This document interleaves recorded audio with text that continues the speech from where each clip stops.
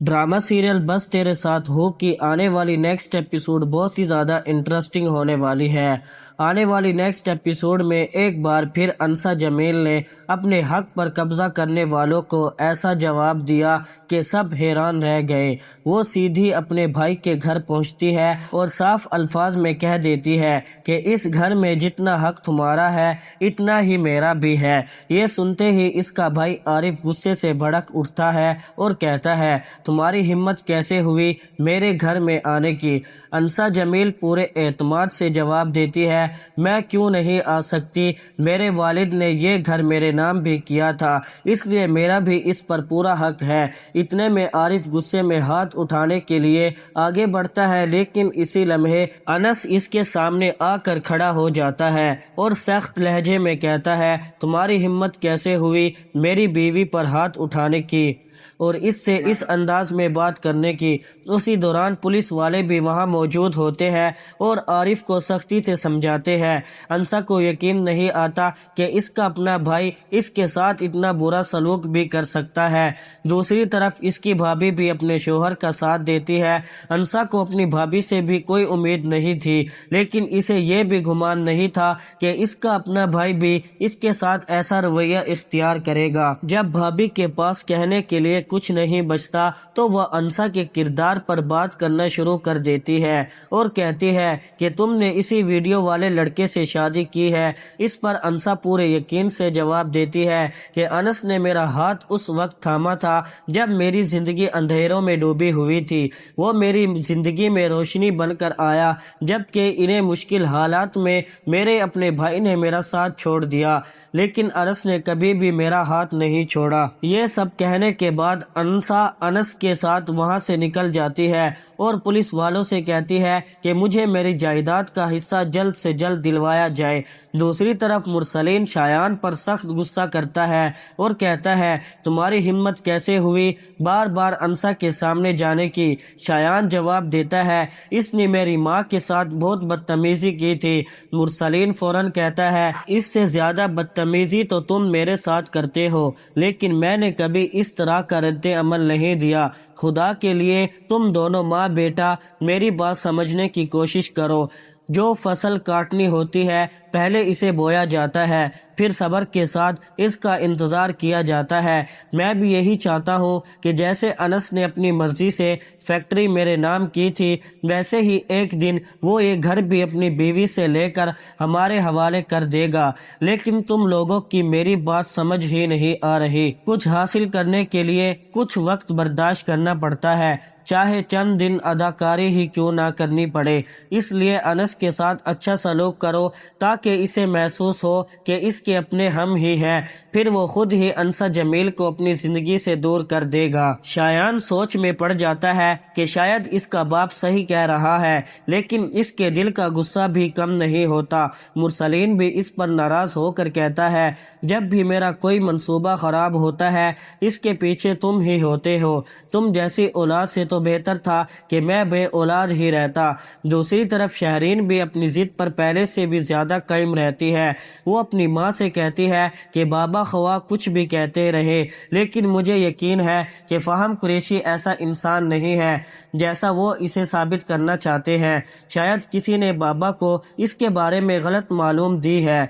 आखिर इतना कामयाब अमीर और बाअसर इंसान किसी का बुरा क्यों चाहेगा। इसके पास दौलत है, बड़ी बड़ी गाड़ियां हैं, आलीशान बंगला है और वो हर चीज़ मौजूद है जिसका हर लड़की का ख्वाब होता है। मुझे तो लगता है कि अगर मेरी शादी इससे हो जाए तो मैं बहुत ही ज़्यादा खुश रहूँगी। लेकिन मुरसलीन एक बार फिर इसे समझाने की कोशिश करता है। वो सख्त लहजे में कहता है कि तुम सिर्फ इसकी चमक धमक देख रही हो, इसका असल चेहरा नहीं। फ़ाहम कुरैशी का पुराना तरीका यही है कि वो दौलत और आसाइशों का लालच देकर लड़कियों को अपने करीब करता है, फिर इनकी जिंदगियां बर्बाद कर देता है। क्या तुमने मेरी दोस्त की बेटी का अंजाम नहीं देखा? वो भी इसी शख्स के झूठे वादों का शिकार हुई थी। वो अपनी बर्बाद जिंदगी पर پر صرف آنسو بہا رہی ہے۔ میں نہیں چاہتا کہ میری بیٹی کے ساتھ بھی ایسا ہو، مگر شہرین اپنے باپ کی ایک بات بھی ماننے کو تیار نہیں ہوتی۔ وہ صاف صاف کہہ دیتی ہے کہ میں ہر بات مان سکتی ہوں، لیکن فہم قریشی سے دور رہنے والی بات کبھی نہیں مانوں گی۔ وہ مجھے پسند ہے اور میں اسے اپنی زندگی کا حصہ بنانا چاہتی ہوں۔ آپ جانتے ہیں کہ مجھے جب کوئی چیز پسند آ جاتی ہے تو میں اسے حاصل کر کے ہی رہتی ہوں، اس لیے اب مجھے کوئی بھی اپنے فیصلے سے پیچھے نہیں ہٹا سکتا۔ یہ سن کر مرسلین کا صبر کا پیمانہ ختم ہو جاتا ہے اور وہ غصے میں کہتا ہے کہ کیا اب ایک اجنبی شخص تمہارے لیے اپنے باپ سے بھی زیادہ اہم ہو گیا ہے؟ کیا تمہیں میری باتوں پر اتنا بھی یقین نہیں رہا؟ میں تمہارا دشمن نہیں ہوں، صرف تمہیں ایک بڑے دھوکے سے بچانا چاہتا ہوں، مگر تم میری ایک بات سننے کے لیے تیار نہیں ہو۔ اس سب کے باوجود شہرین اپنے فیصلے پر قائم رہتی ہے۔ اسے لگتا ہے کہ اس کا باپ بلا وجہ ہر بات کو بڑھا چڑھا کر پیش کر رہا ہے۔ اس کے نزدیک فہم قریشی ایک اچھا انسان ہے اور وہ اس کے ساتھ خوش رہ سکتی ہے۔ مرسلین بار بار سمجھاتا ہے لیکن شہرین کے رویے میں کوئی تبدیلی نہیں آتی۔ ادھر شایان اگر چاہے تو اپنی بہن کو حقیقت سمجھا سکتا ہے، مگر وہ ایسا نہیں کرتا اور وہ خود بھی فہم قریشی کی دولت، طاقت اور شان و شوکت سے متاثر ہو چکا ہے۔ یہی وجہ ہے کہ وہ اپنی بہن کو روکنے کی بجائے خاموش رہتا ہے۔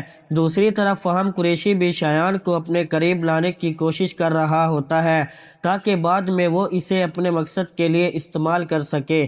دونوں مل کر ایک بار پھر انسا جمیل کے خلاف نئی چال چلنے کا سوچتے ہیں، لیکن انہیں یہ اندازہ نہیں ہوتا اس بار بھی ان کی کوئی سازش کامیاب نہیں ہوگی۔ اس کی سب سے بڑی وجہ انس ہے جو ہر قدم پر انسا کے ساتھ مضبوطی سے کھڑا ہے۔ وہی انس جسے سب ہمیشہ کمزور سمجھتے تھے آج ہر مشکل وقت میں اپنی بیوی کا سہارا بن رہا ہے۔ دوسری طرف انسا بھی پہلے سے کہیں زیادہ مضبوط ہو چکی ہے۔